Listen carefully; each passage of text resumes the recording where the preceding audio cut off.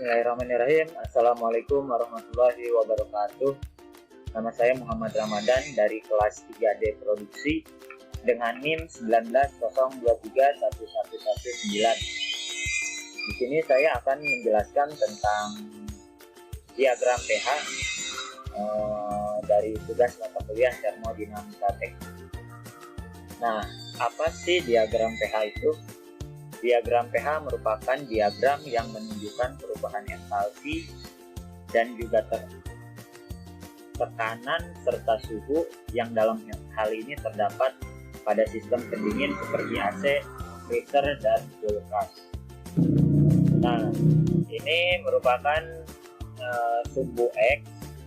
Sumbu X menunjukkan perubahan entalpi, yakni semakin ke kanan maka entalpi akan semakin kering. Nah, sedangkan yang ini adalah sumbu Y. Sumbu Y menunjukkan tekanan. Jadi semakin tinggi maksud saya, maka tekanan akan semakin besar.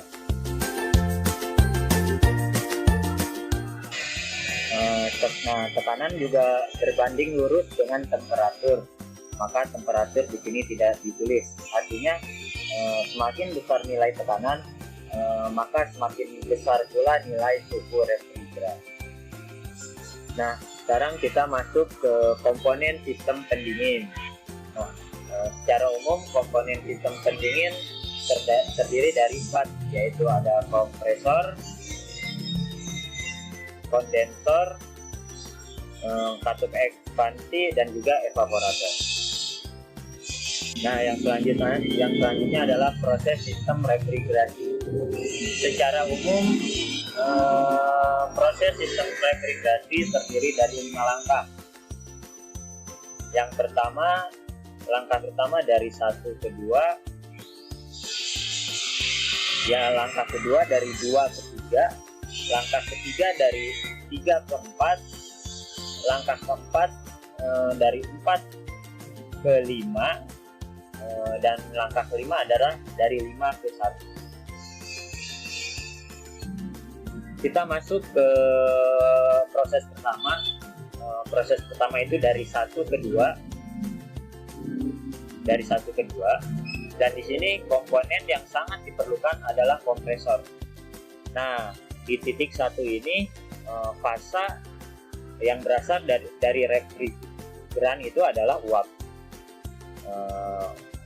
Lalu dikompresikan secara bertahap dari 1 ke 2. Dikompresikan secara bertahap dari 1 ke 2. Dikompresikan ini maksudnya adalah tekanan dinaikkan dari 1 ke 2 secara bertahap, dan pada titik 2 ini suhu itu tinggi sehingga disebut superheated. Nah, pada proses ini juga diperlukan calor sensible. Calor sensible adalah kalor yang diperlukan untuk menaikkan suhu.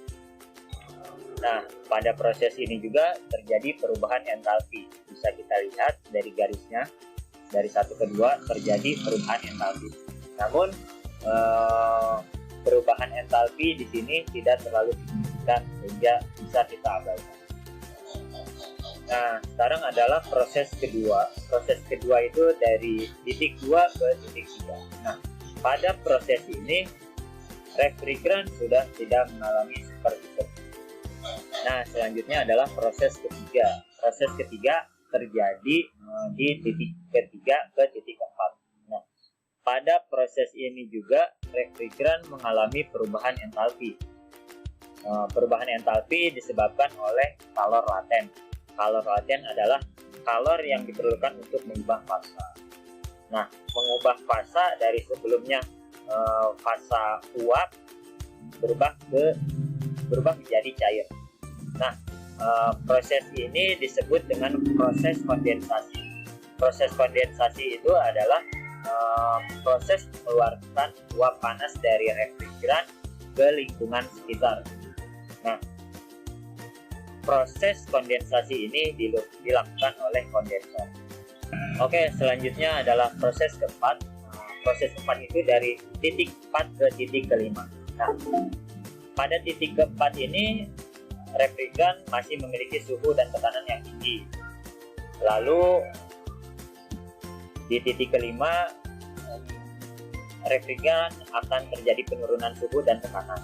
Nah, penurunan suhu dan tekanan ini disebabkan oleh katup ekspansi.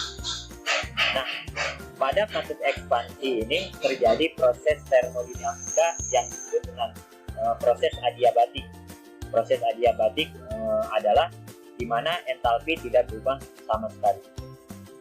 Proses yang terakhir, proses kelima, terjadi di titik kelima menuju ke titik 1. Di titik kelima ini, fasa itu sebagian besar masih berupa cair dan sebagian kecil berupa gas. Pada proses ini terjadi proses evaporasi. Proses evaporasi adalah penyerapan panas dari suhu lingkungan menuju ke refrigeran yang menjadikan suhu lingkungan menjadi dingin serta refrigeran menjadi panas. Nah, pada proses ini pula terjadi perubahan fasa dari cair ke gas. Jadi pada proses sistem refrigerasi ini proses akan terus berulang dari 1 ke 2, dari 2 ke 3, dari 3 ke 4, dari 4 ke 5, dari 5 ke 1 dan seterusnya. Proses refrigerasi akan selalu berulang dari titik 1 menuju ke titik 5 dengan cara menyerap panas dari ruangan dan mengeluarkan ke lingkungan selama mesin pendingin tersebut masih menyala. Sekian presentasi dari saya. Mohon maaf atas segala kekurangannya.